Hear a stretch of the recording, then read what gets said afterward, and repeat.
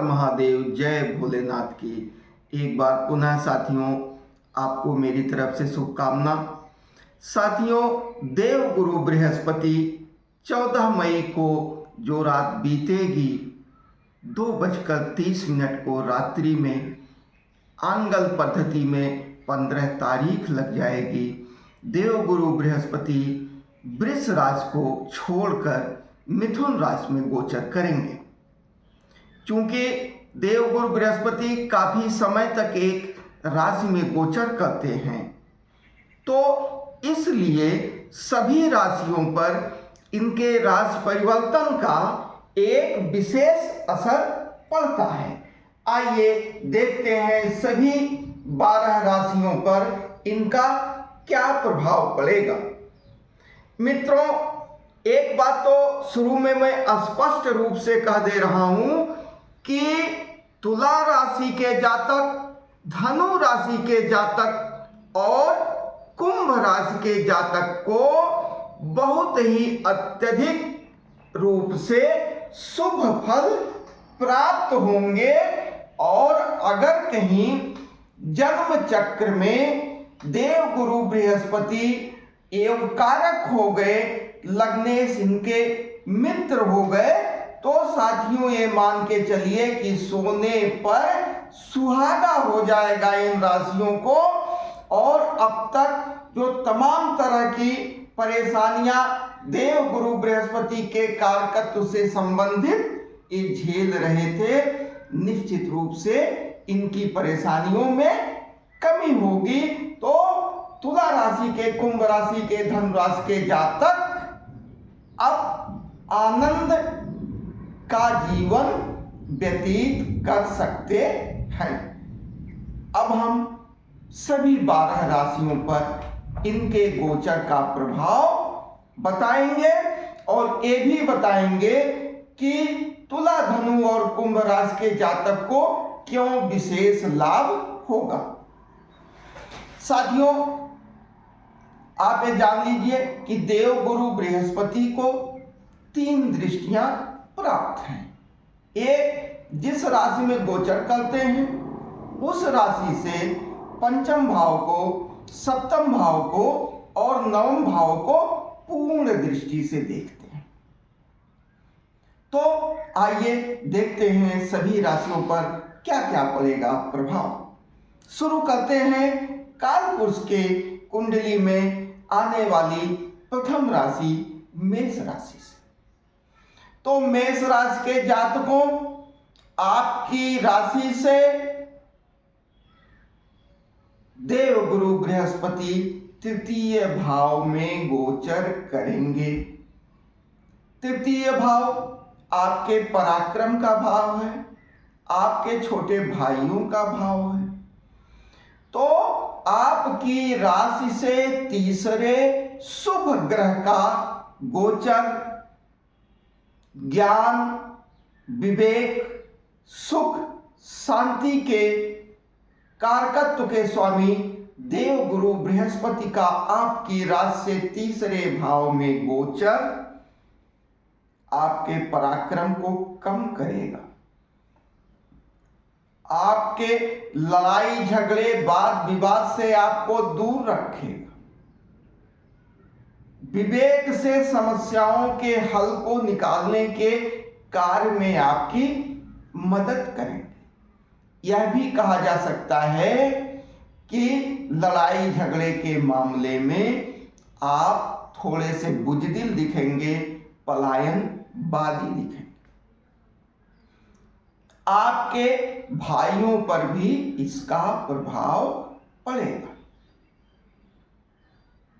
मेष राशि के जातकों के भाइयों पर इसका प्रभाव शुभाशुभ दोनों पड़ सकता है। आपके भाइयों से आपके संबंध बेहतर हो सकते हैं, इसकी संभावना सबसे ज्यादा है। तो निश्चित रूप से आप अपने पराक्रम और अपने भाइयों से के संबंध को लेकर इस पर देव गुरु बृहस्पति के इस गोचर से आप विशेष ख्याल करेंगे और निश्चित रूप से आपको परिवर्तन दिखेगा। इसी के साथ वृष राशि के जातकों के द्वितीय भाव में गोचर करेंगे देवगुरु बृहस्पति। द्वितीय भाव आपके वाणी का भाव है, आपके अचल संपत्ति का भाव है, आपके पैतृक संपत्ति का भाव है। तो आपकी राशि से द्वितीय भाव में गोचर करते हुए देवगुरु बृहस्पति आपकी संपत्ति को, आपकी वाणी को प्रभावित करेंगे। इसका आप विशेष ख्याल रखेंगे। मिथुन राशि के जातकों, आपकी राशि में देवगुरु बृहस्पति गोचर कर रहे हैं। राशि आपकी जन्म राशि जिसमें चंद्रमा मौजूद होते हैं वही होती है। चंद्रमा मनसो जातक, चंद्रमा मन के कारक होते हैं।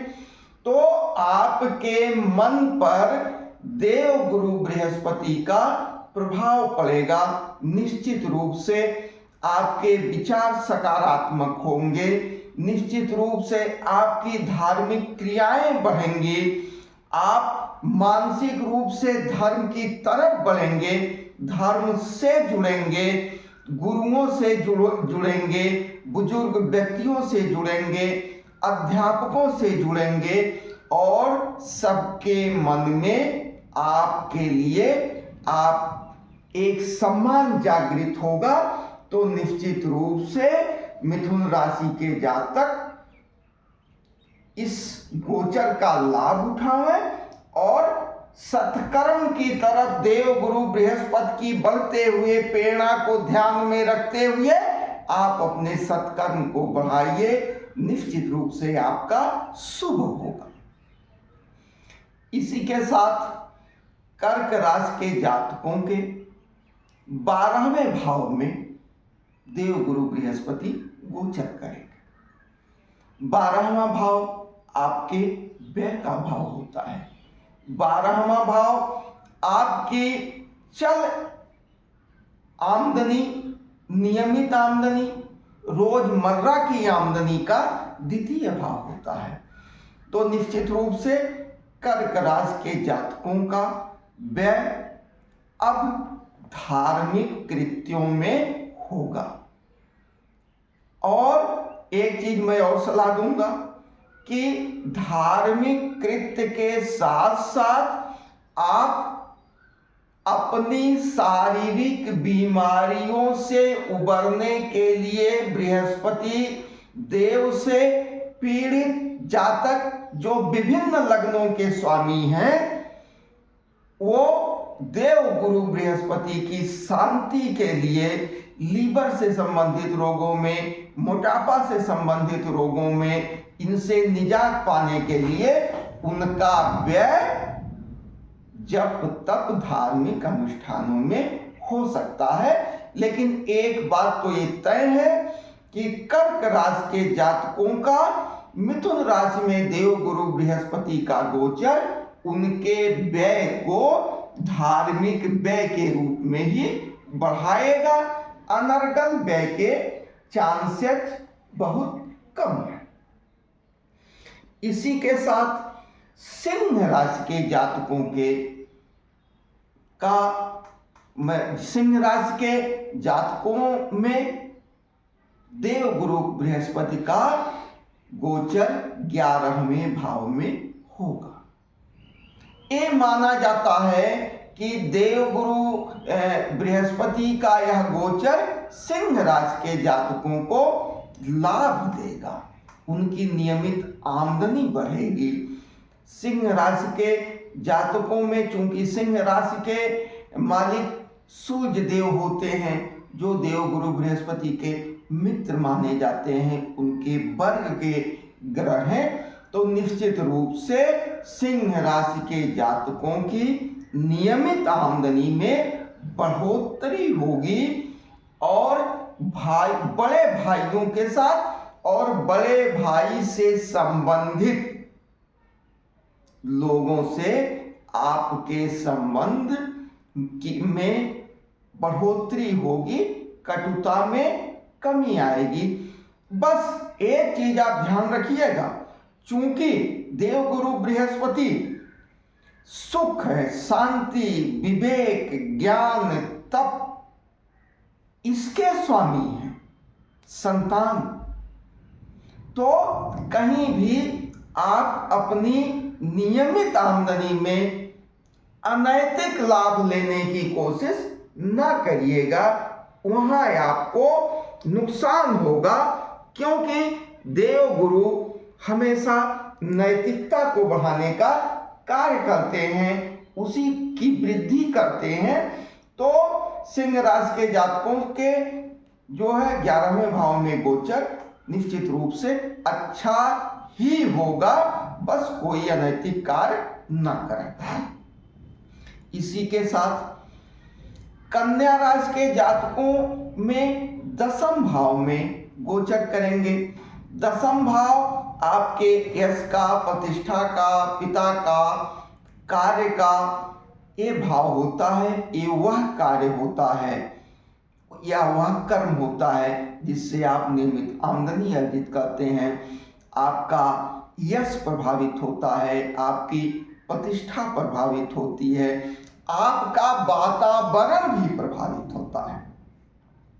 तो कन्या राशि के जातकों के 10वें भाव में गोचर करते हुए देवगुरु बृहस्पति उनके कर्म को अपने नियंत्रण में लेंगे। हम कन्या राशि के जातकों को सलाह देते हैं कि निश्चित रूप से आप अपने कर्म पर ध्यान दीजिए और कर्म के चयन पर ध्यान दीजिए। बिल्कुल अनैतिक कार्य आपको नुकसान पहुंचा सकते हैं, इसमें दो राय नहीं है। क्योंकि जान लीजिए कि मुख्य रूप से देवगुरु बृहस्पति के रूप में कहीं भी बैठे हों, ये माना जाता है कि देवगुरु बृहस्पति जिस स्थान पर बैठते हैं उसकी हानि करते हैं। कारण ये है कि वो कोई ऐसी हानि नहीं करते हैं, चूंकि ज्ञान, विवेक, वैराग्य के ग्रह हैं, तो हर चीज में विवेक और ज्ञान का प्रयोग करके उस भौतिक चीजों से आपको हटाते हैं। तो निश्चित रूप से भौतिकता से दूर ले जाकर आध्यात्मिकता में वृद्धि करने का कार्य करते हैं। इसलिए माना जाता है कि भौतिक मामले में ये जिस स्थान पर बैठते हैं उस स्थान से विरक्ति पैदा करते हैं, उस स्थान के बारे में ज्ञान आपको देते हैं। निश्चित रूप से मेरा मानना है कि अगर ज्ञान की तरफ आप बढ़ते हैं तो आप तमाम बेफजूल की चीजों को त्याग देंगे, भले ही वो चीजें आपको भौतिक लाभ देती हो या भौतिक सुख सुविधा के कारक हो। तो मेरे प्रिय कन्या राशि के जातक अपने कर्म और कर्म में के चयन में आप निश्चित रूप से ध्यान दीजिए और सत्कर्म करिए। इसी के साथ तुला राशि के जातक प्रसन्न हो सकते हैं। इनके 9वें भाव में देवगुरु बृहस्पति गोचर करेंगे। 9वां भाव आपके भाग्य का भाव है, मतांतर से पिता का भाव है और 9वां भाव आपके धार्मिक कृत्यों का भाव है। 9वां भाव आपकी तीर्थ यात्रा का भाव है। 9वां भाव आपके धार्मिक अनुष्ठान का भाव है।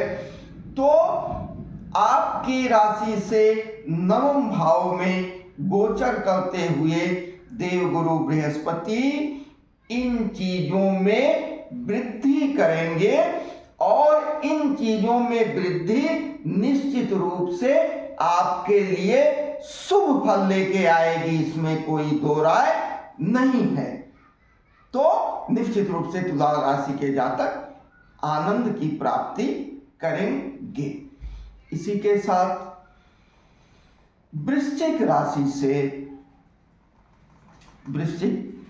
के जातक आपकी राशि से 8वें भाव में देवगुरु बृहस्पति का गोचर होगा। अष्टम भाव गुप्त कार्यों का भाव है। अष्टम भाव आकस्मिकता का भाव है। अष्टम भाव एक्सीडेंट का भाव है। अष्टम भाव आपकी मृत्यु का भाव है। अष्टम भाव आपके जीवन साथी का धन का भाव है। तो वृश्चिक राशि के जातकों के इन भावों से संबंधित रखने वाले भाव में गोचर होगा। अब इन भावों पर देवगुरु बृहस्पति का असर होगा। मेरी सलाह है वृश्चिक राशि के जातकों के लिए कि अगर आप लीवर से संबंधित, चर्बी से संबंधित, पेट से संबंधित बीमारियों से पीड़ित हैं तो आप दवा का प्रयोग, अनुष्ठान का प्रयोग समय समय पर करते रहें, दवा लेते रहें। देवगुरु बृहस्पति को प्रसन्न बनाए रखिए तो निश्चित रूप के आपके अशुभता में कमी आएगी। और दूसरी चीज मेरा कहना यह है कि आप जुआ, लॉटरी, सट्टा, इस तरह की जो चीजें हैं इनसे आप बचिए। वाहन सावधानी से चलाइए, नशे का प्रयोग ना करिए। और यहाँ आप अपनी एक जो अच्छी चीज, बहुत अच्छी चीज हो सकती है, अगर ध्यान, मेडिटेशन, आध्यात्मिकता की तरफ आप बढ़ने की कोशिश करेंगे, शोध की तरफ आप बढ़ने की कोशिश करेंगे, मंत्र को जागृत करने की तरफ आप आगे बढ़ेंगे, आध्यात्मिक शक्तियों को एकत्रित करने की तरफ आप बढ़ेंगे तो निश्चित रूप से देवगुरु बृहस्पति आपकी पूर्ण मदद करेंगे, आपकी साधना को सफल करने में अपना पूर्ण योगदान देंगे। इसी के साथ धनु राशि के जातक, धनु राशि के जातकों में, धनु राशि के जो जातक हैं उनके लिए भी आनंद का विषय है। धनु राशि के जातकों के सप्तम भाव में देवगुरु बृहस्पति का गोचर होगा। सप्तम भाव आपके जीवन साथी का भाव है, सप्तम भाव आपके व्यापार का भाव है। तो निश्चित रूप से जिन जातकों का विवाह नहीं हुआ है, देवगुरु बृहस्पति उनका विवाह जरूर करवाएंगे, उनको जीवन साथी जरूर मिलेंगे। जिन लोगों के व्यापार में समस्या थी, अनैतिक दबाव बन रहा था, तो आपके व्यापार में नैतिकता को बढ़ाकर, ईमानदारी को बढ़ाकर देवगुरु बृहस्पति आपके व्यापार को बढ़ाने का कार्य करेंगे। आपके अनर्गल फिजूल संबंधों को आपसे दूर करके अच्छे संबंध के लोगों से आपके संपर्क को बेहतर करवाएंगे। जीवन साथी से संबंध आपके बेहतर होंगे, लेकिन सभी चीजों का आधार नैतिकता होगा। तो धनु राशि के जातकों का जिनके विवाह की उम्र है, तो उनके विवाह होने की संभावनाएं पूर्ण रूप से बढ़ जाएंगी। देवगुरु बृहस्पति एक राशि में लगभग 12 से 13 महीने के बीच में रहते हैं। तो मेरा मानना है कि धनु राशि के विवाह योग्य जातकों में अधिसंख्य लोगों का विवाह इसी जो है 12 से 13 महीने के बीच में हो जाएगा, और वो संभावना 14-15 मई के बाद बननी शुरू हो जाएगी। इसी के साथ धनु राशि के बाद मकर राशि आती है। मकर राशि के जातकों के षष्ठम भाव में देवगुरु बृहस्पति का गोचर होगा। षष्ठम भाव आपके ऋण का भाव है, षष्ठम भाव आपके रोग का भाव है, षष्ठम भाव आपके शत्रुओं का भाव है, तो निश्चित रूप से तमाम चीज़ों में वृद्धि हो सकती है। हम मकर राशि के जातकों को यह सलाह देंगे कि ऋण लेने की कोशिश ना करें, बल्कि सारी ऊर्जा को ऋण चुकाने में लगा दें। और अगर या पेट से संबंधित रोग आपको है, आपके लीवर में परेशानी है, आपको पीलिया है, तो निश्चित रूप से आप दवा करवाइए। निश्चित रूप से जो है पथ्य अपथ्य का पालन करिए, उपथ्य बिल्कुल छोड़ दीजिए। और नौकरी से संबंधित मामलों में, चूंकि मुख्य रूप से देवगुरु बृहस्पति जहाँ होते हैं उस स्थान की हानि करते हैं या वृद्धि कारक ग्रह हैं, तो उन चीज़ों में वृद्धि करते हैं, तो आपके नौकरी में वृद्धि हो सकती है, आपके रोग में वृद्धि हो सकती है, आपके ऋण में वृद्धि हो सकती है। तो हम मकर राशि के जातकों को सलाह देते हैं कि इन चीज़ों से जरूर आप बचकर रहिए। पुनः कुंभ राशि के जातकों को प्रसन्न हो सकते हैं। कुंभ राशि के जातक, उनके पंचम भाव में देवगुरु बृहस्पति का गोचर होगा। पंचम भाव आपके प्रेम का भाव है, पंचम भाव आपके संतान का भाव है, पंचम भाव आपके बुद्धि का भाव है। तो निश्चित रूप से इन सब चीजों में पंचम गोचर पूर्ण लाभ पहुंचाएगा, इसमें कोई दो राय नहीं है। संतान की तरफ से आपको शुभ समाचार मिल सकते हैं। आपको प्रेम संबंध जो कहीं अटक रहे थे, विघ्न बाधाएं आ रही थी, तो आपके प्रेम संबंध की बाधाएं समाप्त होंगी। परिवार में संतान को लेके जो विरोध की बातें आ रही थी, वो विरोध हटके प्रेम की तरफ बढ़ेगा, संतानों से प्रसन्नता मिलेगी। इसी के साथ आपके बुद्धि में, विवेक में, ज्ञान में भी वृद्धि होगी। तो निश्चित रूप से कुंभ राशि के जातकों के लिए हर्ष का विषय है। बस नैतिक रूप से रहकर सत्कर्म करते रहिए, तो इस गोचर का अत्यधिक शुभ लाभ मिलेगा। और अगर कहीं आपका जन्म लग्न भी देवगुरु बृहस्पति से संबंध रखता हो या इन लगने से इनके मित्रवत संबंध हो, वो चीजें सोने पर सुहागा होंगी, नहीं तो शुभ फलों में थोड़ी सी कमी हो सकती है, लेकिन शून्य नहीं होगा, शुभ फल निश्चित रूप से मिलेगा। मीन राशि के जातकों के चौथे भाव में देवगुरु बृहस्पति का गोचर होगा। चौथा भाव माता, वाहन, मकान, सुख शांति का भाव है। तो निश्चित रूप से अगर आप तुलना करेंगे पिछले साल 12-13 महीने के मुकाबले, ये 12-13 महीने आपको वाहन की सुविधा, मकान की सुविधा, थोड़े से सुख शांति महसूस करने की चीज़ें आपके जीवन में होंगी।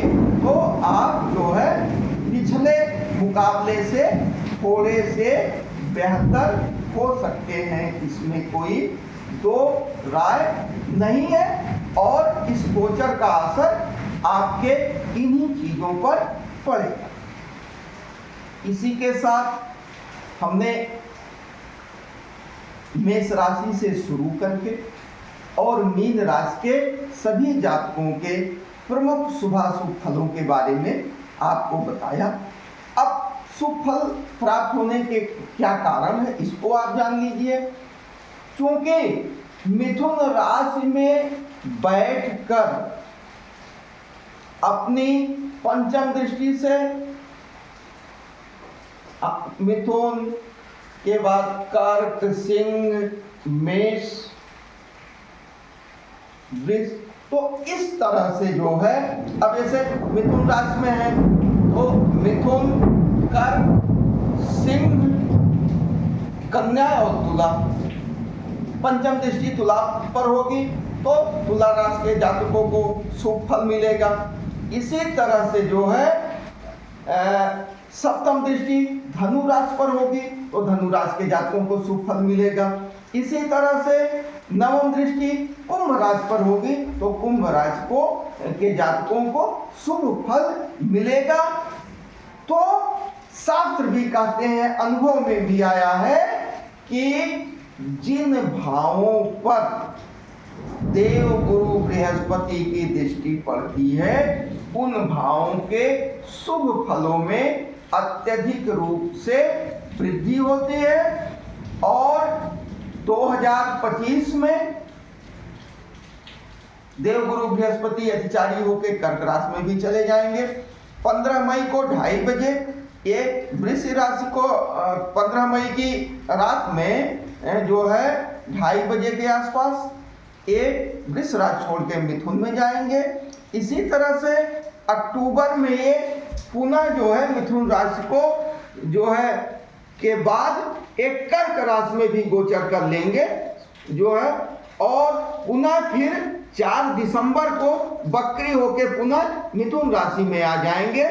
तो कर्क राशि में जाने के बाद जितने समय 18 अक्टूबर से फिर 4 दिसंबर के बीच वाला जो समय होगा तो सभी राशियों के शुभ फलों में थोड़ा सा परिवर्तन होगा, थोड़ा सा असर आएगा, लेकिन मुख्य रूप से जो हमने आपको बताया है यही असर होंगे।